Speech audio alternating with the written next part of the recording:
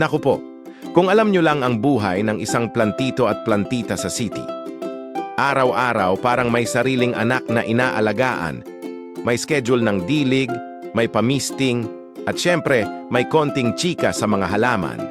Yung tipong, "Uy, bakit ka parang nanlalanta? May problema ba tayo?" Aray ko, kapag biglang nag-brown ang dahon parang nasaktan din ang puso mo. Pero grabe rin ang saya kapag may bagong usbong. Parang nanalo sa raffle.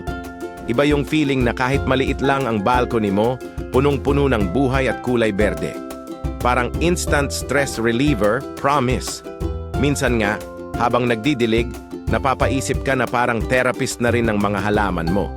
Pero aminin, minsan napapaisip ka, saan ko pa ilalagay itong bagong monstera? Wala na ngang space, pero laban lang, dagdag pa ng dagdag. At syempre, hindi mawawala ang konting drama kapag may peste o biglang nalanta.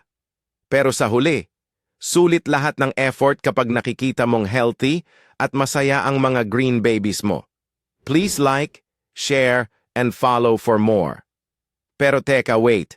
Hanap nyo ba ay self-watering pots na super ganda at matibay? Perfect ito para sa mga busy plantitos at plantitas na on the go pero ayaw mapabayaan ang mga green babies nila. Check nyo na lang sa Yellow Basket at don't forget to check out. Ariga, thanks.